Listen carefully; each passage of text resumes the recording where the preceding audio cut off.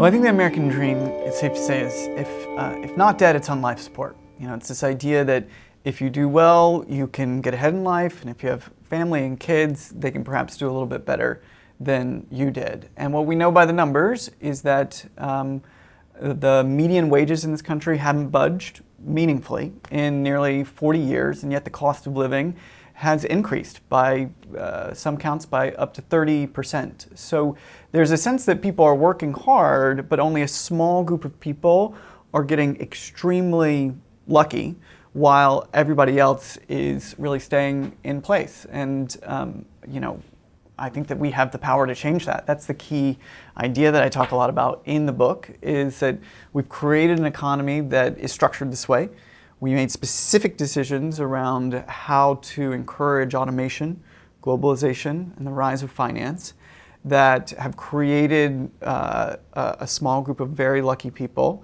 And we have the power to change it, to make sure that economic prosperity is much more broadly shared. So when it comes to the position that we're in now, I don't think there was one single moment or one single event that got us here. I think instead it was the collection of a lot of different decisions that began to be made in the late 1970s and early 1980s, and we've continued to make, in fact, all the way up through, for instance, the end of last year. The tax code is one of the most important things. We've consistently lowered tax rates on corporations and the 1%, while not giving a break to the people who need it the most.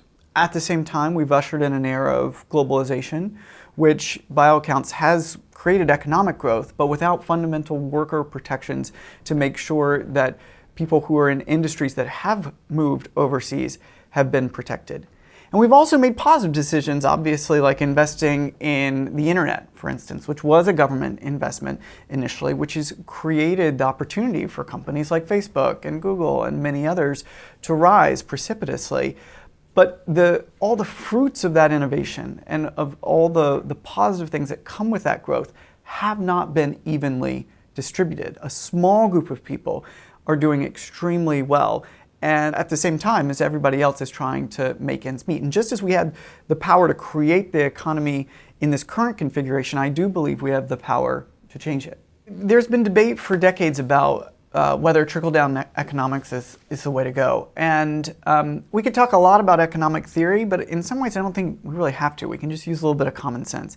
If you put $100 in the pockets of someone who's working hard to make ends meet, they're going to spend a lot of that money, most of that money, on things like childcare, housing, healthcare, wherever their bills are the highest. You give someone who's in the 1% an extra $100, they might spend one or two, but the vast majority of that money is going to get parked in a bank account and not really become part of the productive economy. So one study by the Roosevelt Institute showed that if you provided $500 to every American every month, it would increase gross domestic product by about 7 points over the next 8 years. So this idea is not just about making sure that the wealthy pay their share, it's also about creating a kind of broad-based prosperity that's good for all Americans, the poor, middle class, and wealthy alike. So my belief is that sometimes the best solution is the simplest.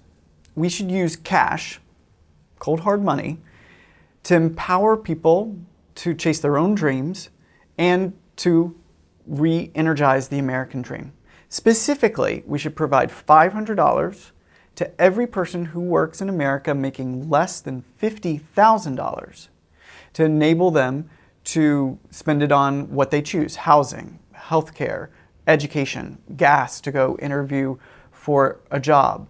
It's these kinds of decisions that I believe fundamentally the people who are working hard are the best empowered to make. And we can use something called the Earned Income Tax Credit, which has been massively popular for decades on the left and on the right, to do this. With a meaningful expansion and modernization of it, we could combat income inequality in a way that would make a historic dent in poverty and stabilize the lives of tens of millions of people in the middle class as well. I think those people who've done the best from this new economy do have a responsibility. They got a chance to climb the economic ladder. Many of them also got lucky. Fortune 500 CEOs are some of the hardest working people out there. They also get very lucky. And there's a responsibility not to pull the ladder up behind them.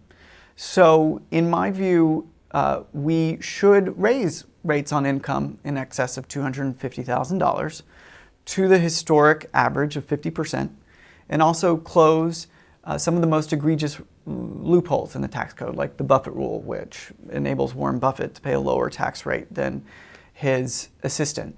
And if we do those things, we can pay for a guaranteed income of $500 a month in the here and now today. I mean, the rough cost, anybody who says that this idea is too big, the rough cost of this over the decade would be just a bit more than the total cost of the Trump tax bill that was passed just a few months ago. So this is imminently affordable if we can develop the political will to organize for it.